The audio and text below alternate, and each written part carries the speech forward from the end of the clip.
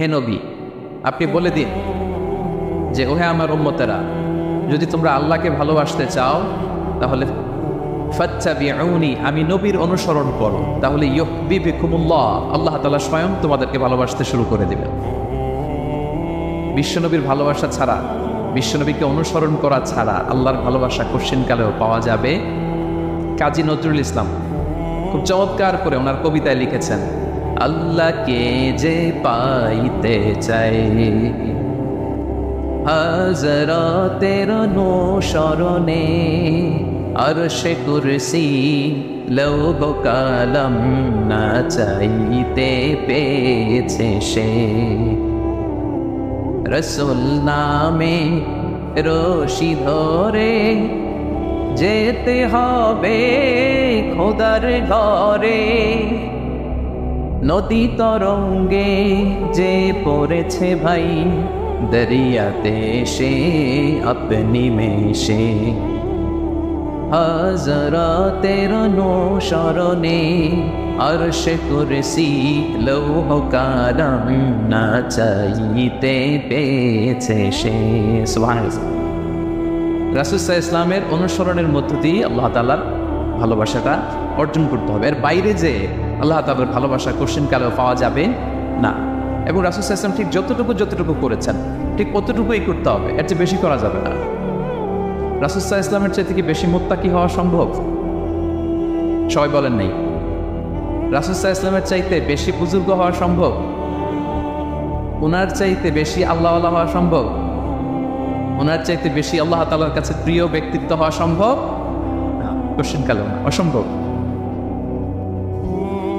রাসূল সাল্লাল্লাহু আলাইহি ইসলামের সময়কালে কিছু সাহাবারা রাসূল সাল্লাল্লাহু আলাইহি ইসলামের স্ত্রীদের কাছে জানতে চেয়েছিল যে উম্মুল মুমিনিন, আপনারা বলুন যে রাসূল সাল্লাল্লাহু আলাইহি ইসলামের আমল কেমন ছিল?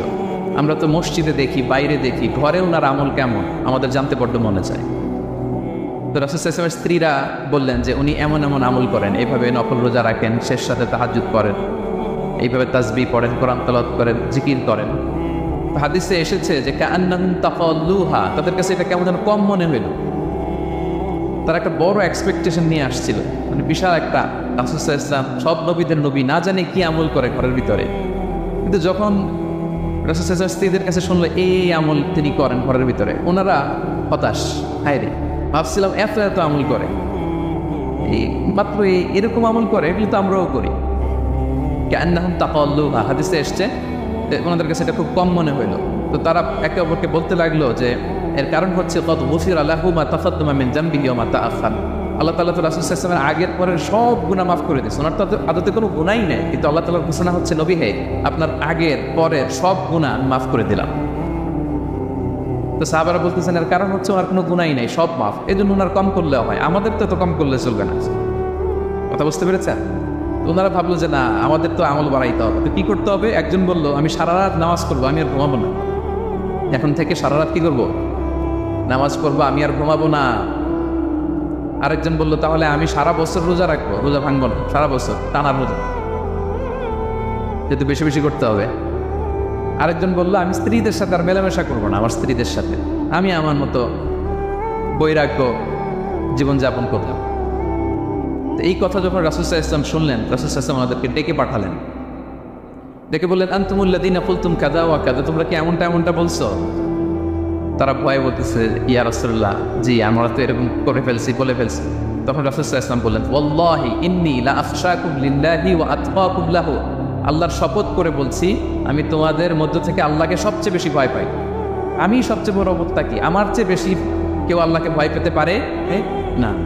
তা আমি সবচেয়ে বড় মুত্তাকি, আমি সবচেয়ে বেশি আল্লাহর প্রিয় ভাজন, আমি আল্লাহর সবচেয়ে বেশি ভয় পাই। এরপরেও আমি রাতে ঘুমাই, আবার নামাজও পড়ি, সোম বৃহস্পতিবারে রোজা রাখি, বাকি দিনগুলোতে আমি খাই। আমার তো 11 জন স্ত্রী, আমি সবার সাথে মেলামেশা করি। কই স্ত্রী মেলামেশায়, রোজা রাখা না রাখায়, রাতে ঘুম এবং তাহাজ্জুদ, এই যে ব্যালেন্স করে যে আমি জীবন পরিচালনা করি, এতে আমার মুত্তাকির তো কোনো সমস্যা হয়নি। আমি শ্রেষ্ঠ নবীর এই মর্যাদা অক্ষুণ্ণ রাখতে তো আমার সমস্যা হয়নি, কিন্তু তোমাদের সমস্যা কোথায়? তখন তিনি একটা অসাধারণ উক্তি করেছিলেন। তিনি বলেছিলেন ফামান রাকিবা আন সুন্নতি ফালাইসা মিন্নি, যে আমার সুন্নতকে অবজ্ঞা করে, মানে আমার যে পন্থা এটা অনুসরণ না করে অন্য কিছু যে করতে চায়, ফালাইসা মিন্নি, সে আমার দলভুক্ত নয়। আল্লাহু আকবার। কি ভারসাম্যবোধ, কি ব্যালেন্সড লাইফস্টাইল, কি পরিণতি বোধ তিনি আমাদের শিখিয়েছেন। তাহলে বোঝা গেল সারা রাত ইবাদত করলেই ওইটা শ্রেষ্ঠ ইবাদত হয় না। কারণ রাসূল সাল্লাল্লাহু আলাইহি ওয়াসাল্লাম ঘুমাতেন, আবার ইবাদত করতেন, স্ত্রীদের সাথে মিলতেন, সামাজিক কাজ করতেন, মাঝে মাঝে নফল রোজা রাখতেন, মাঝে মাঝে অনেকদিন রাখতেন না। This is balance, this is Islam. এবং এর চেয়ে শ্রেষ্ঠ ইসলাম আর হতে পারে না। তার মানে বোঝা গেল রাসূল সাল্লাল্লাহু আলাইহি ওয়াসাল্লামের চাইতে যদি এক কাঠি বেশি বোঝেন আপনি, এটা ইসলাম হবে? এটা হবে বাড়াবাড়ি, ঠিক কি না? রাসূল সাল্লাল্লাহু আলাইহি ওয়াসাল্লাম যেমনটি করেছেন ঠিক তেমনটি করার নাম ইসলাম। এবং এভাবেই আল্লাহ তাআলার ভালোবাসা পাওয়া সম্ভব, এছাড়া পাওয়া সম্ভব। তাহলে মূল আলোচনায় যাওয়ার আগে এটা হচ্ছে ইন্ট্রোডাক্টরি পয়েন্ট 1, যে আল্লাহ তাআলার ভালোবাসা পাওয়ার 1 নম্বর শর্ত হচ্ছে রাসূল সাল্লাল্লাহু আলাইহি ওয়াসাল্লামের অনুসরণ। তার চেয়ে যদি বেশি ইবাদত করেন ওইটা ইসলাম নয়। তার চেয়ে বেশি বুজুর্গি দেখাইতে গেলে ওইটা বুজুর্গি নয়। তিনি যেমন করেছেন ঠিক তেমন করার নামই ইসলাম, এবং সেটার মাধ্যমে আল্লাহ তাআলার ভালোবাসা পাওয়া সম্ভব। এই পয়েন্টটা বুঝছেন না সবাই? আচ্ছা, ইন্ট্রোডাক্টরি পয়েন্টের 2 নম্বর কথা হচ্ছে আমরা কি করে বুঝবো যে আল্লাহ তাআলা আমাদের ভালোবাসেন? কিভাবে বুঝবো যে তিনি আমাদেরকে পছন্দ করেন, ভালোবাসেন? এটা বোঝার কিছু সিস্টেম আছে। 1 নম্বর সিস্টেম হচ্ছে আপনি জাস্ট দেখুন যে আপনি নিজেকে কোন কাজে ব্যস্ত রেখেছেন। আপনি আপনাকে কোন কাজে ব্যস্ত রেখেছেন, আপনার লাইফস্টাইলের দিকে তাকান, লুক অ্যাট ইউর লাইফস্টাইল, আপনি নিজেই বুঝে যাবেন। আপনি যদি দেখেন যে না, আপনার ভালো কাজে আপনার ব্যস্ততা, আপনার এঙ্গেজমেন্ট ভালো লোকদের সাথে, আপনার সার্কেলটা ভেরি গুড সার্কেল, ভালো কাজে আপনার মন টানে, আপনি ভালো কাজ করেন, যদি আপনার কার্যক্রম এরকম হয় তাহলে বুঝে নেবেন আল্লাহ তাআলা আপনাদেরকে ভালোবাসেন। আলহামদুলিল্লাহ। আর যদি দেখেন না, যত আকাম কুকাম আছে ওইটার সবার আগে আপনি, যেই কাজে আল্লাহর ক্রোধ আসে, আল্লাহ রাগ হয়ে যায়, যেই কাজ ইসলামে করার নিষেধ, যেটাতে তার অসন্তুষ্টি, ওই কাজে আপনার এঙ্গেজমেন্ট, ইনভলভমেন্ট, আপনার সার্কেলগুলোও এরকম, তাহলে বুঝে নেবেন আল্লাহ ভালোবাসা, এই মহা সৌভাগ্য আপনার কপালে জোটে নাই। তাহলে এটা হচ্ছে একটা সিস্টেম। আল্লাহ আপনাকে ভালোবাসেন কিনা এভাবে বুঝবেন যে আপনি নিজেকে কোন কাজে ব্যস্ত রেখেছেন, একটু দেখুন, আপনি মিলাতে পারবেন। 2 নম্বর পদ্ধতি হচ্ছে এটা বোঝার যে তিনি আমাকে ভালোবাসেন কিনা, সেটা হচ্ছে পৃথিবীবাসী আপনাকে ভালোবাসে কিনা এটা একটু দেখেন। এই পৃথিবীর ভালো মানুষগুলোর কাছে আপনার একটা গ্রহণযোগ্যতা আছে কিনা এটা দেখেন। এটা দেখলে আপনি বুঝতে পারবেন। সহিহ মুসলিমের একটা ছোট্ট হাদিস শেয়ার করি। রাসূল সাল্লাল্লাহু আলাইহি ওয়াসাল্লাম বলেছেন যে ইন্নাল্লাহা ইযা আহাব্বা আবদান দাআ জিবরিল ফাকালা ইন্নী উহিব্বু ফুলানান ফাআহিব্বা। আল্লাহ তাআলা যখন কোনো বান্দাকে ভালোবাসেন তখন তিনি জিবরাইলকে ডেকে বলেন, হে জিবরাইল, আমি আমার এই বান্দাকে ভালোবাসি, তুমিও তারে ভালোবাসো। ফায়ুহিব্বুহু জিবরিল, জিবরাইল আলাইহিস সালাম তারে ভালোবাসতে শুরু করেন। শুধু এখানেই না, সুম্মা ইউনাদি ফিস সামা, তারপরে তিনি আকাশে একটা অ্যানাউন্সমেন্ট করেন। ফায়াকুল, তিনি বলেন যে ইন্নাল্লাহা ইউহিব্বু ফুলানান ফাআহিব্বু, ও আকাশবাসীরা, ও ফেরেশতারা, আল্লাহ তাআলা তার এই বান্দাকে ভালোবাসে, তোমরা সবাই তার ভালোবাসো। তখন ফায়ুহিব্বুহু আহলুস সামা, গোটা আকাশবাসী তারে ভালোবাসতে শুরু করে, মানে ফেরেশতারা। তো আল্লাহ তাআলা এবং সকল ফেরেশতারা যখন তাকে ভালোবাসতে শুরু করে, রাসূল সাল্লাল্লাহু আলাইহি ওয়াসাল্লাম বললেন সুম্মা ইউদাউ লাহুল কবুলু ফিল আরদ, তখন পৃথিবীতে তার গ্রহণযোগ্যতা বাড়িয়ে দেওয়া হয়, তার অ্যাকসেপ্টেন্স বাড়িয়ে দেওয়া হয়, সবার কাছে তার একটা গ্রহণযোগ্যতা আছে, সবাই তাকে ভালোবাসে। এটা হচ্ছে একটা পদ্ধতি যে আল্লাহ তাআলা আপনাকে ভালোবাসে কিনা আপনি নিজেই বুঝবেন, যে পৃথিবীবাসী আপনাকে ভালোবাসে কিনা, আপনার কলিগরা আপনাকে ভালোবাসে কিনা, আপনার বন্ধুরা আপনাকে ভালোবাসে কিনা, আপনার নেইবররা আপনাকে ভালোবাসে কিনা, পৃথিবীর ভালো মানুষগুলোর কাছে আপনার গ্রহণযোগ্যতা আছে কিনা। যদি থাকে বুঝবেন আল্লাহ তাআলা আপনাকে ভালোবাসেন, ঠিক কিনা? আল্লাহ তাআলা আমাদেরকে যেন ওই কাতারে শামিল করেন, আমরা পড়ি আমিন। তাহলে আলোচনার টপিক আল্লাহ তাআলা যাদেরকে ভালোবাসেন। শুরুতে আমরা জানলাম ভালোবাসার পদ্ধতি হচ্ছে, প্রক্রিয়া হচ্ছে একটাই, রাসূল সাল্লাল্লাহু আলাইহি ওয়াসাল্লামের পুঙ্খানু অনুসরণ, তার চেয়ে বেশিও না কমও না, হুবহু অনুসরণ, ঠিক কিনা?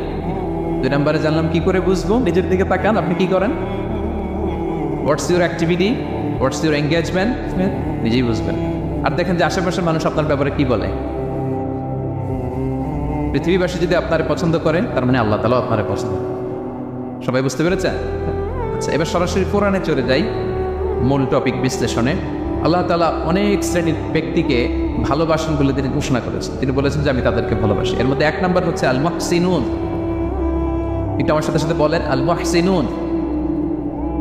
মুহসিনুন মানে হচ্ছে যে ইহসান করে, মানে অন্যের প্রতি অনুগ্রহ দেখায়, অনুগ্রহশীল, অন্যের প্রতি দয়াশীল, অনুগ্রহশীল, এই সমস্ত বান্দাদের আল্লাহ ভালোবাসেন। আল্লাহ বলেন, ওয়া আনফিকু ফি সাবিলিল্লাহি ওয়া লা তুলকু বিআইদিকুম ইলা তাহলুকা ওয়া আহসিনু ইন্নাল্লাহা ইউহিব্বুল মুহসিনিন। তিনি বলেন যে তোমরা আল্লাহ রাস্তায় দান করো আর নিজেরা নিজেদেরকে ধ্বংসের মুখে ঠেলে দিও না, আর তোমরা ইহসান করো অন্যের প্রতি, কারণ ইন্নাল্লাহ ইউহিব্বুল মুহসিনিন, আল্লাহ তাআলা মুহসিনিনদের ভালোবাসেন। মানে যারা অন্যের প্রতি অনুগ্রহ দেখায়, অন্যের প্রতি দয়া পরবশ, তাদেরকে আল্লাহ ভালোবাসেন। সুবহানাল্লাহ।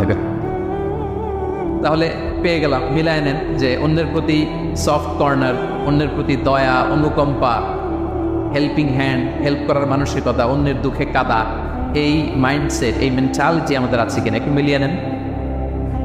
না থাকলে রিমাইন্ডার হিসেবে নেন যে আমরাও যেন মুহসিনুনদের কাতারে শামিল হতে পারি। ইহসান এটা অনেক বড় তবকার একটা আমল। ইবাদতেও ইহসান লাগবে, ইবাদতের বাইরে সামাজিক কর্মকাণ্ড, রাষ্ট্রীয় কর্মকাণ্ড, সব কাজে আল্লাহ তাআলা এই ইহসানকে আবশ্যক করেছেন। অনুগ্রহ, অন্যদের প্রতি অনুগ্রহশীল হওয়া। ইবাদতে ইহসানটা কেমন? সাইয়েদনা জিবরাইল আলাইহিস সালাম রাসূল সাল্লাল্লাহু আলাইহি ওয়াসাল্লামকে জিজ্ঞেস করেছিলেন যে ইয়া রাসূলুল্লাহ ফাখবিরনি আনিল ইহসান, ইহসান আবার কি, আমাকে একটু বলেন। তো ইবাদতে ইহসানটা কেমন? রাসূল সাল্লাল্লাহু আলাইহি ওয়াসাল্লাম বললেন যে ইহসান হচ্ছে আন তা'বুদাল্লাহা কাআন্নাকা তারাহু ফাইন লাম তাকুন তারাহু ফাইন্নাহু ইয়ারাক। তুমি এমনভাবে ইবাদত করবে, তুমি ভাববে যে তুমি আল্লাহকে দেখছো, তুমি আল্লাহকে দেখে দেখে ইবাদত করতেছো, এরকম ভাবো না একটু। আর এটা ভাবতে যদি কষ্ট হয়, অন্তত এতটুকু তো ভাবো যে আল্লাহ তোমায় দেখছেন। এতটুকু ভাবা যাবে না? আমরা যখন নামাজ পড়ি, আমাদের প্রত্যেকটা সালাতের মুহূর্তে আমাদের এটা ভাবতে হবে যে আল্লাহ তাআলা কিন্তু আমাকে দেখছেন। এই যে আমি ফিসফিস করে সুবহানা রাব্বিয়াল আলা পড়ি, সুবহানা রাব্বিয়াল আযীম পড়ি, আমি তাসবিহ পড়ি, আমার রুকু সেজদা সবকিছু আমার আল্লাহ দেখছেন। এই সেন্স, এই অনুভূতি যদি আপনার মধ্যে থাকে, এটাই হচ্ছে ইবাদতের ইহসান। আর ইবাদত ছাড়া আমাদের দৈনন্দিন কাজ, পারিবারিক কাজ, সামাজিক কাজ, এই সমস্ত কাজেও কিন্তু আল্লাহ তাআলা ইহসানকে আবশ্যক করেছেন। প্রিয় ভাই এবং বোনেরা, অন্যের প্রতি অনুগ্রহ করাটাকে তিনি কি করেছেন? আবশ্যক করেছেন। একটা ছোট্ট হাদিস শুনি। হাদিসে রাসূল সাল্লাল্লাহু আলাইহি ওয়াসাল্লাম ইরশাদ করছেন যে ইন্নাল্লাহা তাবারাকা ওয়া তাআলা কাতাবাল ইহসানা আলা কুল্লি শাই। আল্লাহ তাআলা সব কিছুর উপর ইহসানকে আবশ্যক করেছেন, সব কিছুর উপর। মুমিনের সব কাজে ইহসান থাকতে হবে, অন্যের প্রতি অনুগ্রহের পরশ থাকতে হবে। এবার মজার একটা পার্ট আসছে হাদিসে, খেয়াল করে শুনুন। রাসূল সাল্লাল্লাহু আলাইহি ওয়াসাল্লাম বলেন ফাইদা কাতালতুম ফাআহসিনুল কিতলা। আল্লাহ তাআলা সব জায়গায় ইহসানকে আবশ্যক করেছেন। এমনকি ফাইদা কাতালতুম, যখন তোমরা কতল করবে কাউকে, ফাআহসিনুল কিতলা, ইহসানের সাথে কতল করো। সুবহানাল্লাহ বললেন না? প্রসঙ্গটা কি? হত্যা। প্রসঙ্গটা রাষ্ট্রীয় কাজে হয়তো ডেথ পেনাল্টি, তার মৃত্যুদণ্ড দিতে হবে। রাসূল সাল্লাল্লাহু আলাইহি ওয়াসাল্লাম বলেন ফাইদা কাতালতুম ফাআহসিনুল কিতলা, মৃত্যুদণ্ড দিবা কিন্তু ইহসানের সাথে দিও। আপনি চাইলেই তার কান কেটে ফেলতে পারবেন না, তাকে শ্বাসরুদ্ধ করতে পারবেন না, পেট্রোল দিয়ে তার দেহ জ্বালিয়ে দিতে পারবেন না, চাইলেই এই দেহটারে আপনি নষ্ট করতে পারবেন না। রাষ্ট্রীয় কাজে বিচারে সাব্যস্ত হয়েছে তার এখন ডেথ পেনাল্টি, মৃত্যুদণ্ড কার্যকর করবেন ঠিক আছে, কিন্তু সেখানে ইহসানের সাথে। ফাইদা কাতালতুম ফাআহসিনুল কিতলা, মৃত্যুদণ্ড কার্যকর করার সময় ইহসানের সাথে করো। ওয়াইদা যাবাহতুম ফাআহসিনুয যাবাহা, জবাই করার সময় ইহসান করো। সুবহানাল্লাহ। করতেছি জবাই, করতেছি কি? কিন্তু মেরে ফেলতেছি প্রাণীটাকে খাওয়ার জন্য। স্লটারিং, লিটারালি আমি ছুরি চালাচ্ছি ওর গলায়, ফিনকি দিয়ে রক্ত বেরোবে এখনই, মেরে ফেলতেছি। কিন্তু যা মনে হচ্ছে, আপনি কোপাতে পারবেন কোরবানির পশুকে? কষ্ট দিতে পারবেন না। আমরা এই ভুলটা করি। রাসূল সাল্লাল্লাহু আলাইহি ওয়াসাল্লাম দেখেন আরো স্পেসিফিক করে বলছেন যে ওয়ালিউহিদ্দা আহাদুকুম শাফরাতাহু ওয়ালিউরিক যাবিহাতাহু, তোমরা জবাইয়ের সময় তোমাদের ছুরিটাকে ধার করে নিও যাতে করে প্রাণীটা কম কষ্ট পায়। সুবহানাল্লাহ। আমরা অনেক সময় ভুল করে ফেলি।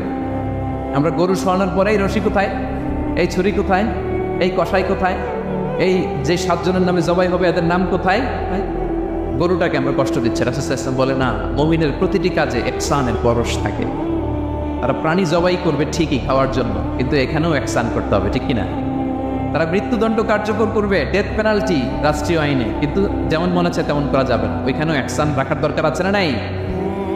প্রিয় ভাইয়েরা, এই ইহসানকে যারা মেনটেন করে জীবনের সব কাজে, আল্লাহ তাদেরকে বড্ড ভালোবাসে, বড্ড পছন্দ করে। সো আমরা যেন সবাই সবার প্রতি ইহসান করি। স্বামী স্ত্রীর প্রতি ইহসান করুন, স্ত্রী স্বামীর প্রতি ইহসান করুন, বাবা সন্তানের প্রতি, সন্তান বাবার প্রতি, পরিবারের সকল সদস্যদের প্রতি ইহসান করুন, কর্মচারীদের প্রতি ইহসান করুন, সহকর্মীদের প্রতি ইহসান করুন। মুমিন জীবনের প্রতিটি কাজেই ইহসানের পরশ থাকবে, কারণ ইন্নাল্লাহা ইউহিব্বুল মুহসিনিন।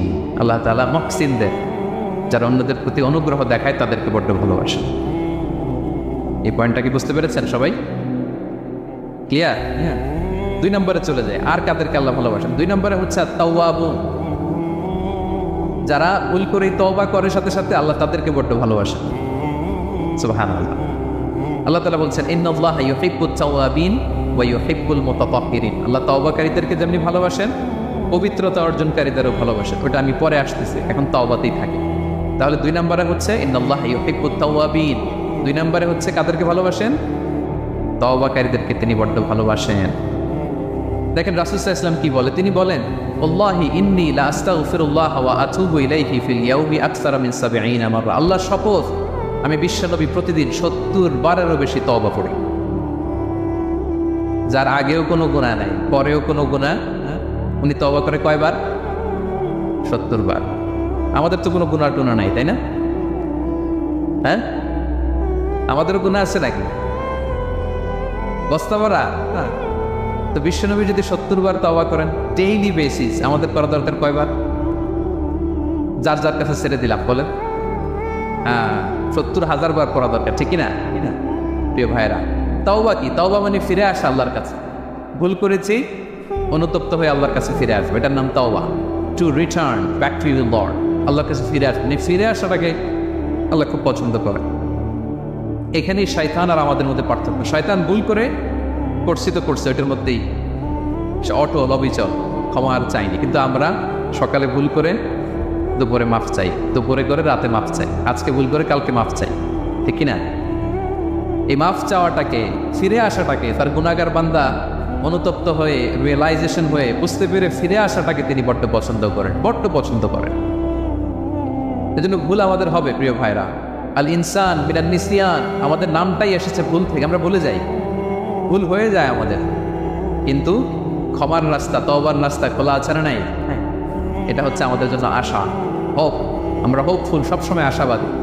যত ভুল হোক, যত ভুল আপনি করেন, এটা খেয়াল রাখবেন, ভুল আপনি যতই করেন না কেন, তার রহমতের দরিয়া তার চাইতেও বড়, তার ক্ষমার মহাসাগর তার চাইতেও বিস্তৃত, যত ভুল আপনি করেন না কেন। এজন্য আল্লাহ তাআলা বলেন ইয়া আইয়ুহাল্লাযীনা আমানু তুবু ইলাল্লাহি তাওবাতান নাসুহা। ওহে বিশ্বাসীরা, একনিষ্ঠভাবে তওবা করো, ফিরে আসো আমার দিকে। ফাফিররু ইলাল্লাহ 24/7। পৃথিবীর কোনো দরজা 24 ঘন্টা খোলা থাকে না। রাত 3টার দিকে যদি আপনি উঠে যায় নামাজটা পিছিয়ে যে ভুলটা করছেন ওটা স্মরণ করে চোখের পানি ছেড়ে মাফ চান, ক্ষমা করবেন না তিনি? হ্যাঁ, ক্ষমা দেওয়ার জন্য তিনি বসে আছেন। এজন্য ভুল হইলে আমরা বলবো আস্তাগফিরুল্লাহ। কি বলবো? পড়েন আস্তাগফিরুল্লাহ রাব্বি মিন কুল্লি যামবি ওয়া আতুবু ইলাইহি। পড়েন আস্তাগফিরুল্লাহ আল্লাযী লা ইলাহা ইল্লা হুয়াল হাইয়ুল কাইয়্যুম ওয়া আতুবু ইলাইহি। এটা পড়ে আল্লাহর কাছে ফিরে আসবেন, অনুতপ্ত হবেন। আল্লাহ ভুল করে ফেলেছে, আল্লাহ তুমি ক্ষমা করো, আল্লাহ তুমি ক্ষমা করো, আল্লাহ আমরা ভুল করে ফেলেছি। ভুল সবাই করে, কে না করে? হ্যাঁ, কুল্লু ইবনে আদম খাত্তা। বিষ্ণু বলেন তোমরা সবাই ভুলকারী, কিন্তু ওয়া খায়রুল খাত্তাইনা আত-তাওয়াবুন। এই ভুলকারীদের মধ্যে শ্রেষ্ঠ যে ভুল করি তওবা করে। তওবা করতে রাজি আছেন তো? সবাই রাজি আছেন? আমার প্রিয় ভাইরা, এই তওবার দৃশ্যটা দেখতে আল্লাহ বড্ড পছন্দ করেন। বান্দা যখন ভুল বুঝতে পারে, মাথাটা নিচু করে চোখের পানি ছেড়ে বান্দা যখন কাঁদতে শুরু করে, এই দৃশ্যটা দেখলে আল্লাহ সহ্য করতে পারে। আল্লাহর রহমতের দরিয়ায় জোশ খেলে দেয়, বান্দা যা চায় আল্লাহ তাই দিয়ে দেয়। তখন চোখের পানির এত বড় পাওয়া। এজন্য আমরা ভুল করে যেন অটল না থাকি, আল্লাহর কাছে যেন ক্ষমা চাই, আমরা যেন ফিরে আসি তার দরবারে। তার দরবার সবসময় খোলা। এবং তিনি এই তওবার বা ফিরে আসার দৃশ্যটা দেখতে কত পছন্দ করেন শোনেন। রাসূল সাল্লাল্লাহু আলাইহি ওয়াসাল্লাম বলেন ওয়াল্লাযী নাফসি বিয়াদিহি, তার শপথ যার হাতে আমার আত্মা, লাউলাম তুযনিবু, তোমরা যদি ভুল না করতে, লা যাহাবাল্লাহু বিকুম, আল্লাহ তোমাদেরকে ধ্বংস করে দিতেন। ওয়ালা জাআ বিকওমিন, আল্লাহ এমন এক জাতি তৈরি করতেন, ইউযনিবুন, ওরা খালি ভুল করতো, ফায়াস্তাগফিরুন, আর ক্ষমা চাইতো, ফায়াগফিরুল্লাহু লাহুম, আর আল্লাহ তাদের ক্ষমা করতেন। তোমরা যদি ভুল না করতে, এই বনি আদম, তোমরা যদি ভুল না করতে, তোমাদেরকে আল্লাহ তাআলা ধ্বংস করে এমন একটা গোষ্ঠী বানাইতেন যারা খালি ভুল করতো আর মাফ চাইতো, ভুল করতো আর মাফ চাইতো, আর আল্লাহ মাফ করে দেন। সুবহানাল্লাহ বললেন না? গাফিরিয যামবি ওয়া কাবিলিত তাওব, তিনি পাপ মোচন করার জন্যই তো তিনি আমার রব, তওবা কবুল করার জন্যই তো তিনি আল্লাহ সুবহানাহু ওয়া তাআলা। তিনি রব্বে কারীম, তার দয়ার কোনো শেষ নাই, তার মায়ার কোনো শেষ নাই। আমরা যখন তওবা করি, অনুতপ্ত হই, চোখের পানি ছেড়ে যখন কাঁদি, আল্লাহ যে কত খুশি হয় এটার একটা উপমা হাদিসে এসছে, সহিহ মুসলিমের হাদিস। রাসূল সাল্লাল্লাহু আলাইহি ওয়াসাল্লাম বলেন, লাল্লাহু আশাদ্দু ফারাহান বিতাওবাতি আবদিহি হিনা ইয়াতুবু ইলাইহি। কেউ যখন তওবা করে আল্লাহ কত খুশি হয় জানো?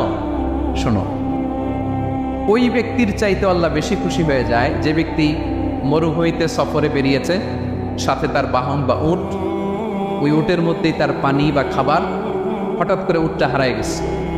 শুনতেছেন?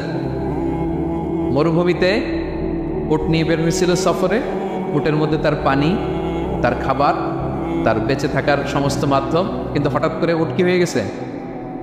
হারায় গেছে। উট খুঁজে আর পায় না, দৌড়াতে দৌড়াতে হয়রান। কত দৌড়াবে? ধুধু মরু প্রান্তর, কয়েক ঘন্টা দৌড়ালেই তো সে তৃষ্ণার্ত হয়ে মারা যাবে। দৌড়াতে দৌড়াতে হাঁপাতে হাঁপাতে শেষ, জীবনের আশাও শেষ। যে উট যেহেতু পাই নাই, আজকে সারাদিন দৌড়ালে তো তৃষ্ণা আমি মারাই যাব রাতে। তো জীবনের আশা ভরসা শেষ করে হাঁটতে হাঁটতে হাঁপাতে হাঁপাতে হঠাৎ একটা গাছের সন্ধান পেল। ওই গাছের নিচে যে এত ক্লান্ত, তৃষ্ণার্ত, হাঁপাতে হাঁপাতে ঘুমাই গেছে, হতাশ, আমার বাঁচার আর কোনো মাধ্যম নাই, আমার উঠ হারাই গেছে, ওইখানেই পানি, ওইখানেই খাবার।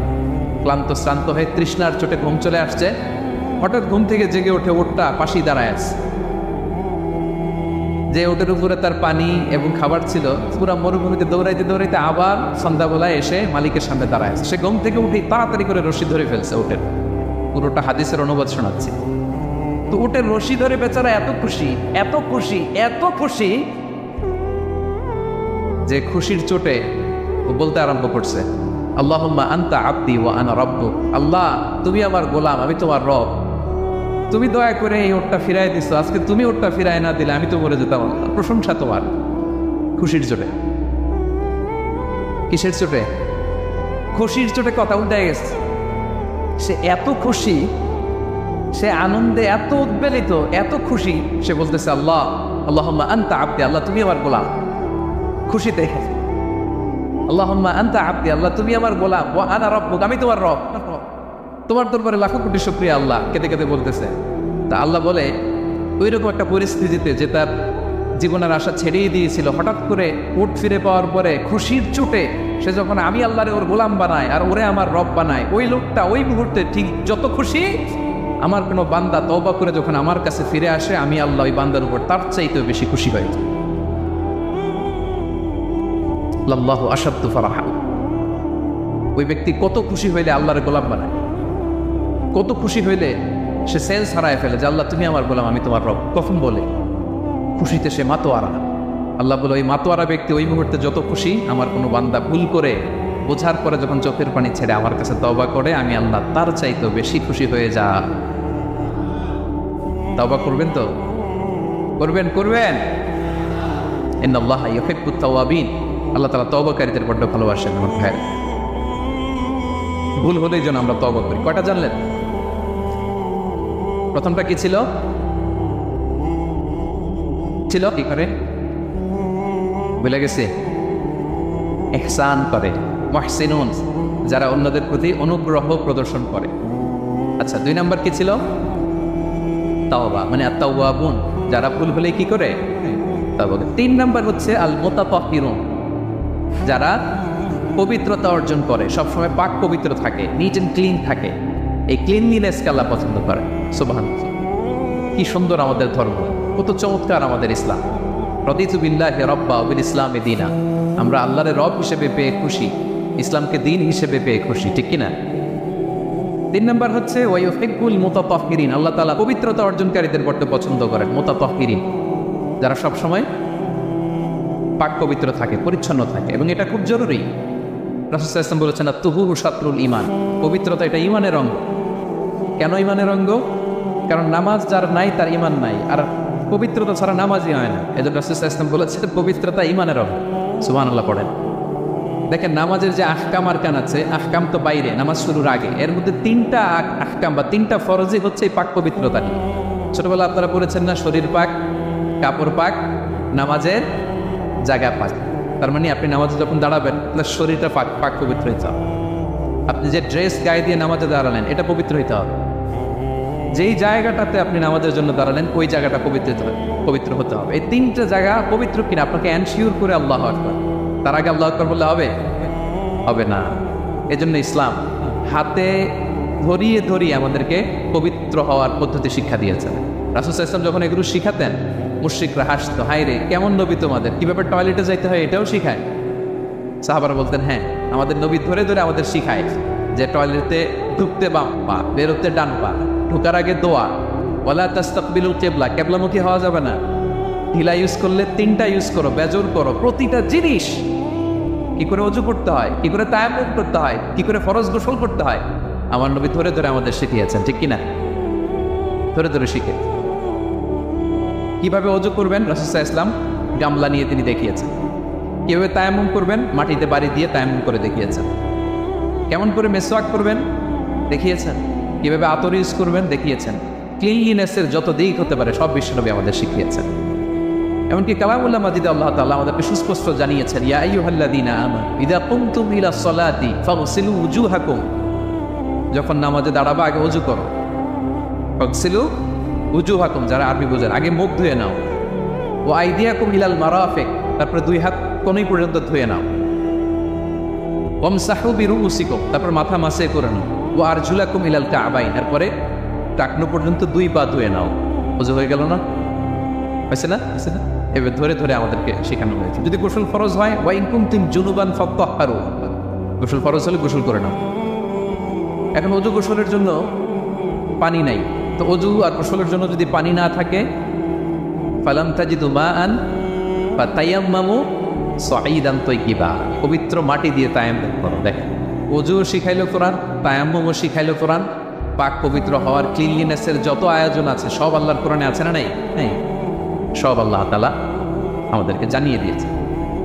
এবং আমাদের আয়েশা রাদিয়াল্লাহু তাআলা আনহা আল্লাহ রাসূল সাল্লাল্লাহু আলাইহি ওয়াসাল্লামকে জিজ্ঞেস করেছিলেন, ইয়া রাসূলুল্লাহ, কিয়ামতের দিন এত নবীর উম্মত, কোটি কোটি মানুষ, আপনি আপনার উম্মতকে চিনবেন কি করে? এত মানুষ থাকবে, আপনি কি করে চিনবেন?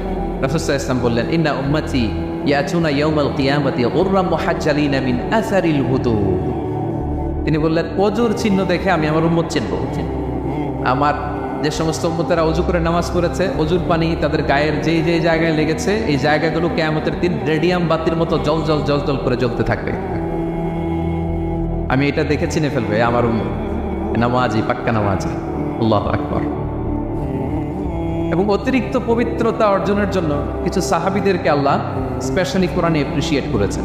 তারা হচ্ছে মসজিদে কুবা পল্লীর আশেপাশে যে সাহাবারা, তারা অতিরিক্ত পবিত্রতা অর্জন করতেন। আল্লাহ তাআলা বলেন, ফিহি রিজাল ইউহিব্বুনা আইয়াতাতাহহারু, এই মসজিদে কুবার আশেপাশে এমন কিছু মুসল্লি আছে যারা পছন্দ করে পবিত্রতা অর্জন করতে, বেশি পবিত্রতা অর্জন করতে তারা পছন্দ করে। আর ওয়াল্লাহু ইউহিব্বুল মুত্তাহিরিন, আল্লাহ তাআলা অতিরিক্ত পবিত্রতা অর্জনকারীকে ভালোবাসেন, পছন্দ করেন। সুবহানাল্লাহ পড়েন। তো তাদের প্রশংসা যখন আল্লাহ তাআলা কোরআনে করলেন, বিষ্ণু সাল্লাল্লাহু আলাইহি তাদেরকে ডাকলেন, বললেন, ও কুবা পল্লীর সাহাবীরা, ঘটনা কি? তোমাদের নাম বিশেষভাবে আল্লাহ তাআলা কোরআনে উল্লেখ করেছে যে ফিহি রিজালুন ইউহিব্বুনা আইয়াতাতাহহারু, কি তোমাদের এমন গুণ, তোমরা কিভাবে পবিত্রতা অর্জন করো? তারা বলতে আরম্ভ করলো যে নাতাওয়াদ্দাউ লিস-সালাহ, আমরা নামাজের সময় ওযু করি, ওয়া নাগতাসিলু মিনাল জানাবা, গোসল ফরজ হলে গোসল করি, ওয়া নাস্তানজি বিল মা, আর পানি দিয়ে ইস্তেনজা করি। সুবহানাল্লাহ, এই পানি দিয়ে ইস্তেনজা করাটা আল্লাহ পছন্দ করেছে। ওনাদের সময় ওনারা পানি দিয়ে ইস্তেনজা করতো না, পাথর দিয়ে, ঢিলা দিয়ে তারা ক্লিন হয়ে যেত।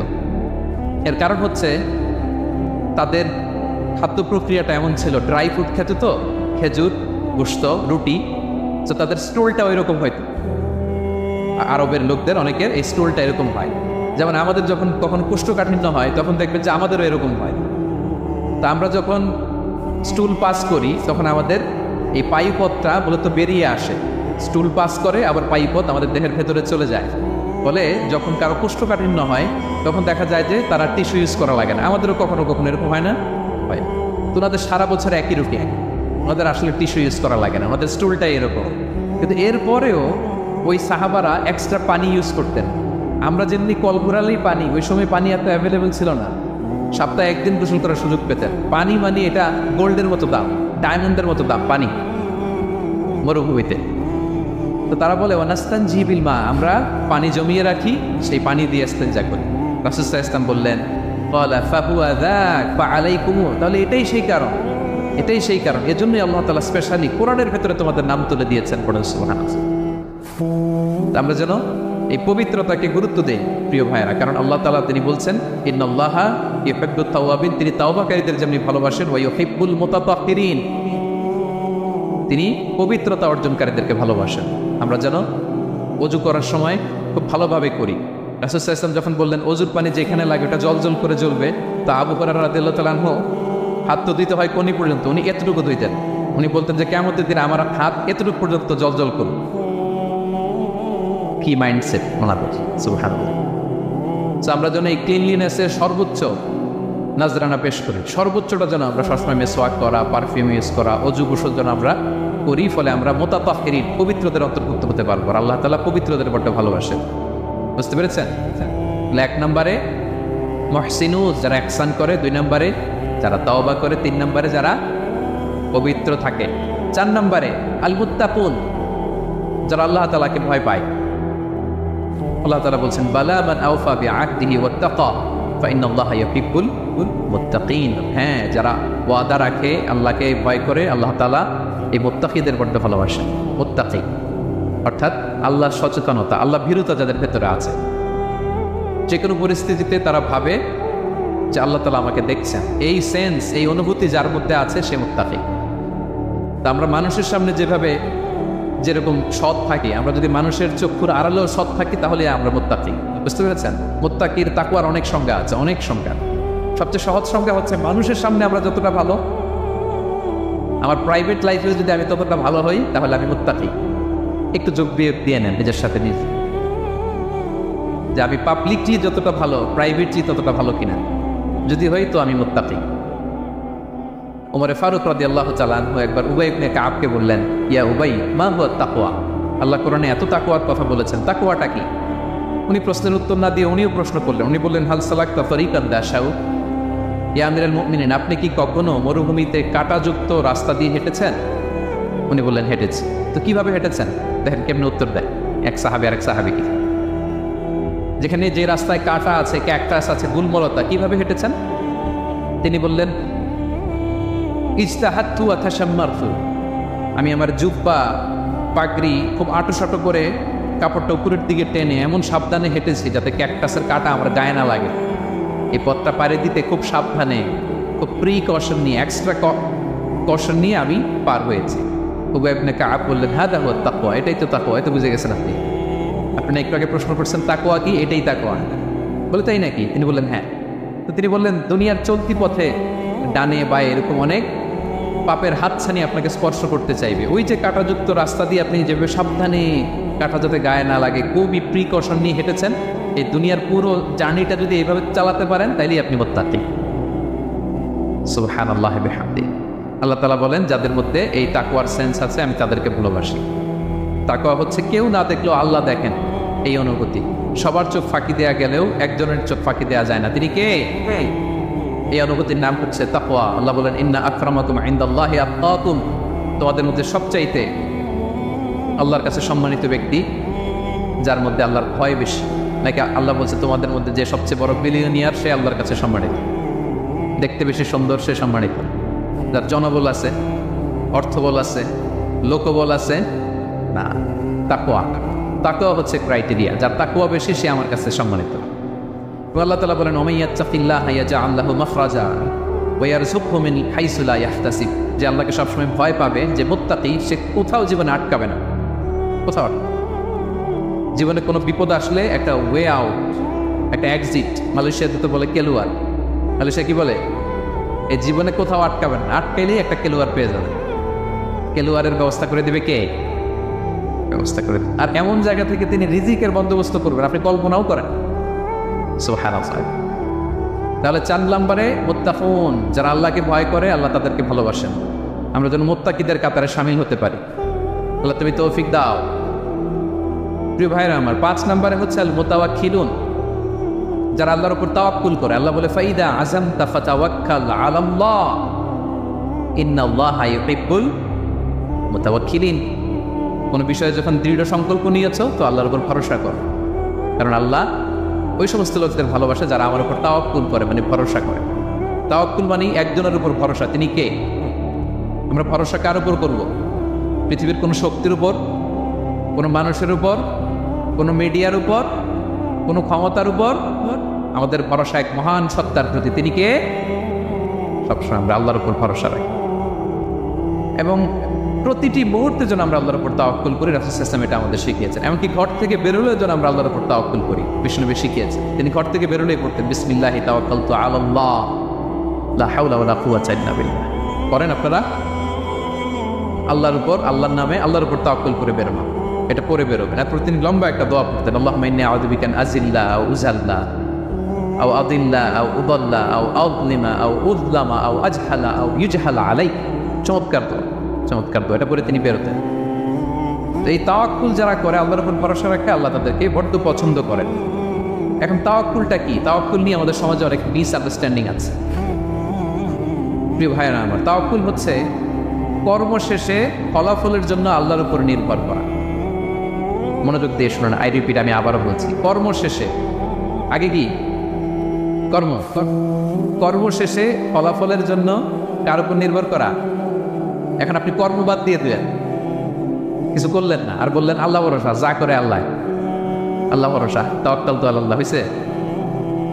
এটা আপনার মন গড়া কথা হয়েছে, এটা তাওয়াক্কুল হয়নি। ইসলামী তাওয়াক্কুল হচ্ছে আপনি আপনার সাধ্যের সবটুকু করবেন, করার পরে ফলাফল কি আসবে, ফলাফল কি আমার হাতে, কার হাতে? এই জন্য আপনি আল্লাহর উপর তাওয়াক্কুল করবেন। কিন্তু কাজ বাদ দেওয়া যাবে না। অনেকে নিজেদের অপারগতা, দুর্বলতা, কর্মহীনতা আর অলসতাকে তাওয়াক্কুল বানায় ফেলছে। কাজ করতে মনে চায় না, অলসতা, তাওয়াক্কুল করলাম। বলেন তো এটা তাওয়াক্কুল হয়েছে? না।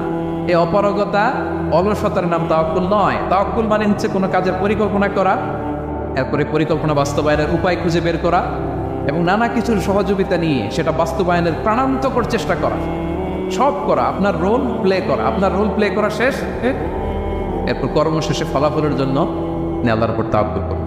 তো কিচ্ছু না করে হাত গুটিয়ে বসে থেকে যদি বলেন তাওয়াক্কুল করলাম, আল্লাহ ভরসা, হয়েছে? হয়েছে? তাওয়াক্কুল হয়েছে? হয় নাই। তো এখানে ব্যালেন্স অ্যাটিটিউডে আসতে হবে। আমি সব করতে পারবো, এটাও যেমনি ভুল, আল্লাহই সব করে দিবেন, এটাও ভুল।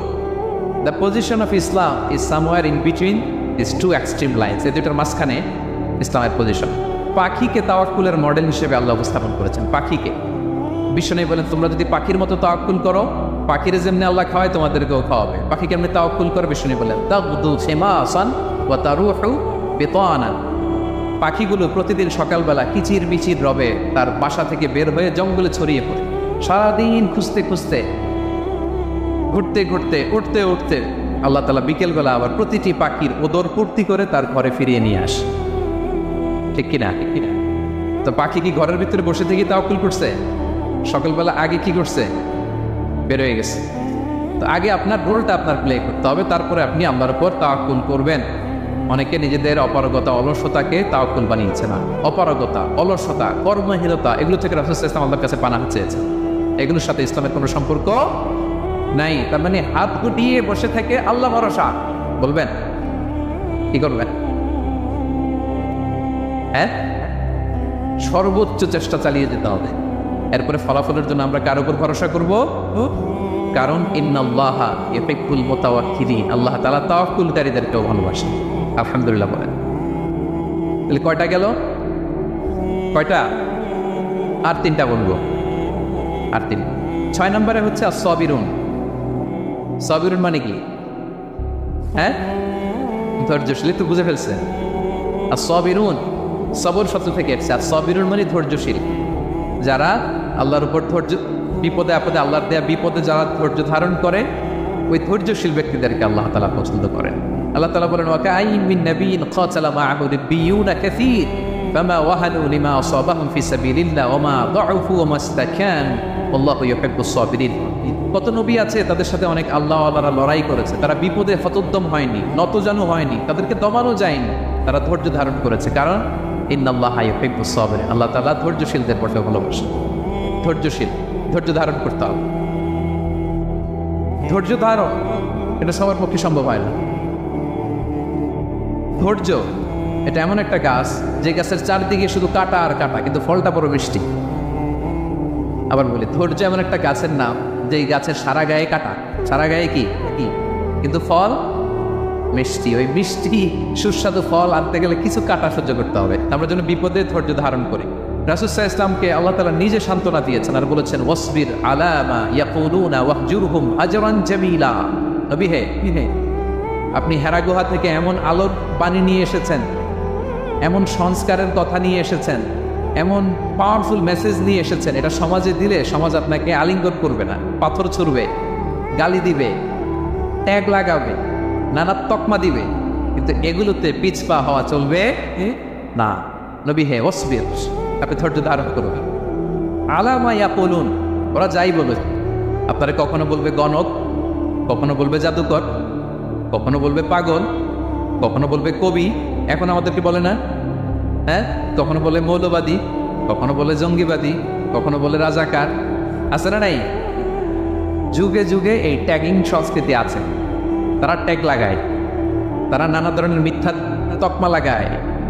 তো আল্লাহ তাআলা আশ্বস্ত করে বললেন, নবী আপনি ভয় পাবেন না, আপনি ধৈর্য ধারণ করুন। ওয়াসবির আলা মা ইয়াকুলুন, তারা যাই বলুক না কেন আপনি সবর ইখতিয়ার করুন, তাদেরকে আপনি ইগনোর করুন, একটু সয়ে যান, একটু সয়ে গেলে রয়ে যাবে, এটা দুনিয়ার নিয়ম। সয়ে গেলে রয়ে যাবে, রয়ে যেতে চাইলে সয়ে যেতে হবে প্রিয় ভাইয়েরা, কারণ আল্লাহ তাআলা ধৈর্যশীলদের বড্ড পছন্দ করেন। এবং রাসূল সাল্লাল্লাহু আলাইহি ওয়াসাল্লাম একটা চমৎকার হাদিস বলেছেন, তিনি বলেছেন আজাবান লিআমরিল মুমিন, মুমিনের ব্যাপারটা বড়ই ইন্টারেস্টিং, বড়ই চমৎকার, এটা মুমিন ছাড়া অন্য কারো হয় না। ব্যাপারটা কেমন? রাসূল বলেন ইন আসাবাতহু সাররাউ শাকারা, মুমিন যখন আনন্দে থাকে তখন মুমিন শুকরিয়া করে। শুকরিয়া করলে সওয়াব আছে না নাই? কারণ শুকরিয়া একটা ইবাদত। আর ওয়াইন আসাবাতহু দাররাউ, মুমিন যখন বিপদে পড়ে দুঃখে থাকে সাবারা, তখন সে ধৈর্য ধারণ করে। ধৈর্য ধারণ করলে সওয়াব আছে না নাই? তো সওয়াব ছাড়া আমাদের আর কিছু আছে? আমি জীবনে হয় সুখী নয় দুঃখী, কি বলেন? আমাদের জীবনের চলতি পথে হয় কখনো আমরা সুখী নয়, সুখের সময় কি করি? শুকর করি। শুকর করলে সওয়াব আছে না নাই? আর দুঃখের সময় কি করি? সবর করি। সবর করলে সওয়াব আছে না নাই? তাহলে হয় শুকর নয় সবর, এই দুইটা ইবাদত মুমিন জীবনে সর্বদা চলমান। কেমন একটা উইন উইন সিচুয়েশন, সুবহানাল্লাহ পড়বেন না? একটা উইন উইন সিচুয়েশন। এজন্য প্রিয় ভাইরা, মাথা গরম করবেন না, কখনোই অস্থির হবেন না, আতঙ্কিত হবেন না, ধৈর্য ধারণ করুন। কারণ ধৈর্য এমন একটা গাছ, চারি গায়ে কাটা, কিন্তু ফলটা বড় মিষ্টি। এজন্য আল্লাহ তাআলা বলেন ইন্নাল্লাহা ইউহিব্বুস সাবিরিন, আল্লাহ তাআলা ধৈর্যশীল বান্দাদেরকে পছন্দ করেন। কয়টা গেল? 6টা। 7 নম্বরে আল মুকসিতুন।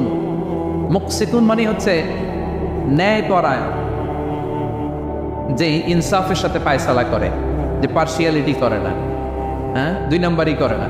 বিচার করতে যে যখন রায় দেয় ন্যায়সঙ্গতভাবে রায় দেয়, ঘুষ খেয়ে বায়াজ হয়ে কোনো রায় দেয় না, তাদেরকে আল্লাহ পছন্দ করে। কিন্তু আমাদের বিচার ব্যবস্থার দিকে তাকান, গোটা বিশ্বব্যাপী আছে না নাই? ছোট্ট একটা বিচারেও দেখবেন যে ছোট্ট সালিশ বসছে, এর কাছ থেকে টাকা খেয়ে ওর পক্ষে রায় দিয়ে দেয়, এরকম আছে না নাই?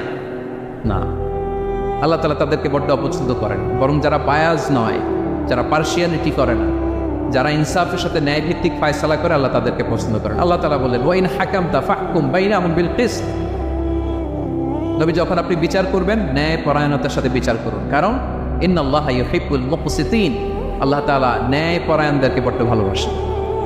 ন্যায় পরায়ণ জীবনের প্রতিটি ক্ষেত্রে, পার্সিয়ালিটি আপনি করতে পারবেন না, আপনার মধ্যে কোনো বায়াসনেস থাকতে পারবে না। আল্লাহ বলেন কিয়ামতের দিন আমি যে মিজানের পাল্লা বসাবো, ওয়া নাদাউল মাওয়াজিনাল কিসতা লিয়াউমিল কিয়ামা, এই মিজানের পাল্লা এর মধ্যে কোনো বায়াসনেস নাই।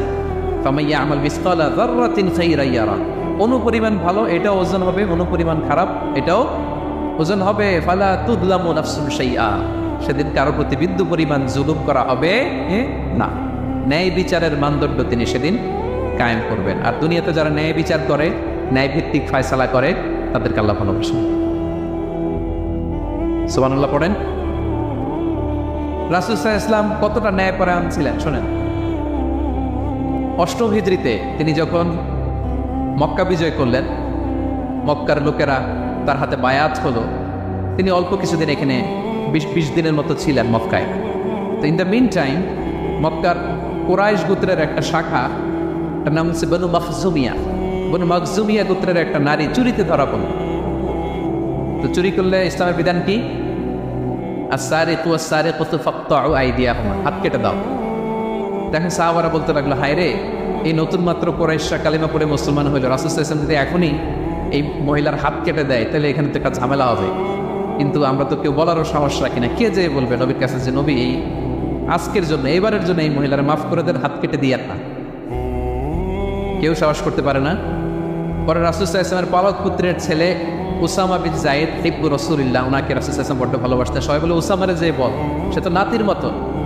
যায়েদ হচ্ছে পালক পুত্র, পালক পুত্রের ছেলে তো নাতি, হাসান হুসেনের মতো আদর করতেন। তো তাকে যে বলো, সবাই বললো উসামা আমরা কেউ পারবো না, তুমি যে বলো। তো উসামা ছোট মানুষ যে বলতেছে, ইয়া রাসূলুল্লাহ, সবাই বলতেছে এবারের জন্য একটু মাফ করে দেয়া যায় না, এই মহিলাটার একটু মাফ করে দেয়া যায় না? রাসূল সাল্লাল্লাহু আলাইহি ওয়াসাল্লাম রেগে গেলেন। তিনি বললেন, তোমাদের আগে বনি ইসরাইলের এই স্বভাব ছিল, ধনীরা চুরি করলে মাফ করত, গরিবরা চুরি করলে বিচার কার্যকর করত। শুনে রাখো কুরাইশের লোকেরা, শুনে রাখো মক্কাবাসী, লাউ আন্না ফাতিমাতা বিনতি মুহাম্মাদিন সারাকাত লাকাতা মুহাম্মাদুন ইয়াদাহা। আরে বনু মাখজুমিয়ার মেয়ে তো দূর কিবা, আমার কলিজার টুকরা নয়নের পুতলি ফাতেমাও যদি আজকে চুরিতে ধরা পড়তো, তার হাত কেটে দিতে আমি মুহাম্মদ এক সেকেন্ডও দেরি করতাম না। আমার মেয়ে ফাতেমা যদি চুরিতে দোষী সাব্যস্ত হতো, তার হাত কাটতে আমি সময় নিতাম।